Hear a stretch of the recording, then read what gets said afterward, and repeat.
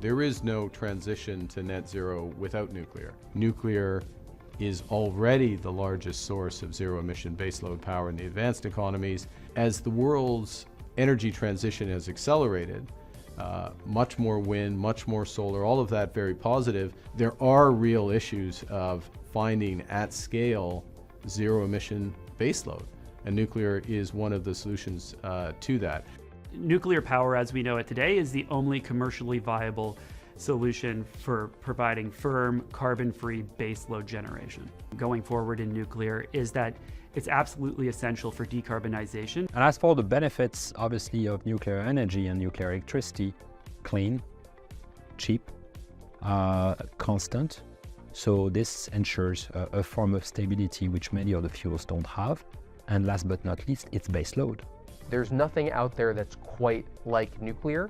I think the market generally is coming to the understanding that wind and solar and batteries, all fantastic, all going to continue to be a very meaningful part of the decarbonization solution.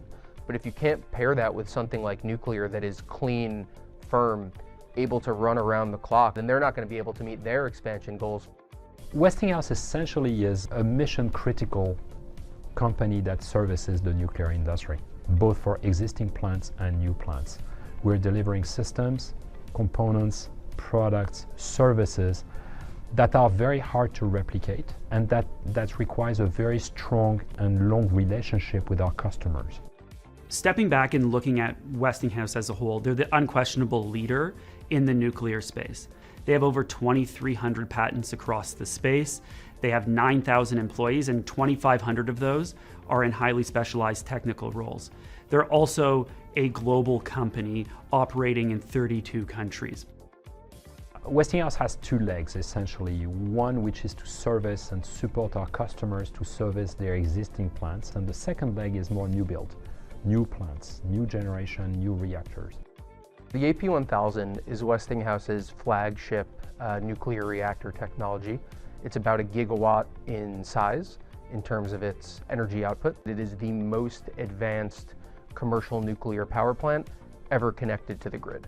The SMR technology that Westinghouse is working on is the AP300. It is basically just a miniaturized version of the AP1000.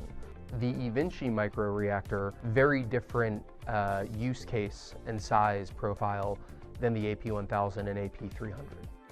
Think of it as a battery that can operate 24/7, 365 for 8 years minimum, uninterrupted.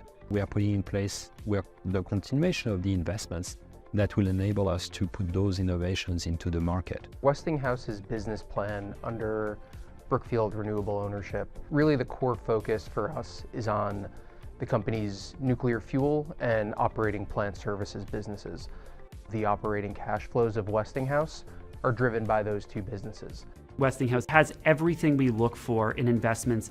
You have technology that is absolutely essential for net zero. You have infrastructure like cash flows that de-risk our downside, but you also have this access to a multi-generational growth opportunity through new plant development.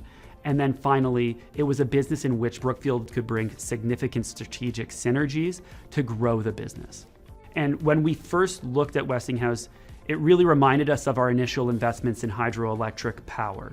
For a technology like hydro, it's an absolutely fantastic technology, but it is constrained by natural resources and where you can actually place hydro. Nuclear is a technology that can really step in because there is no limit on its scalability.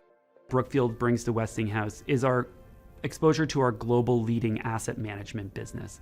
And we bring strong customer relationships outside of the nuclear space, like tech companies that provide alternative funding sources or alternate off-takers for their new technologies. And that's really exciting for an entity like Brookfield that has really strong partnerships with a lot of these hyperscalers. No matter which direction the nuclear energy industry goes, Westinghouse is poised to win. There are real issues of finding at scale zero-emission baseload, and nuclear is one of the solutions to that. So perceptions have moved and they're being driven by fundamentals. So I expect that this more positive, constructive environment to nuclear is going to be here throughout the transition.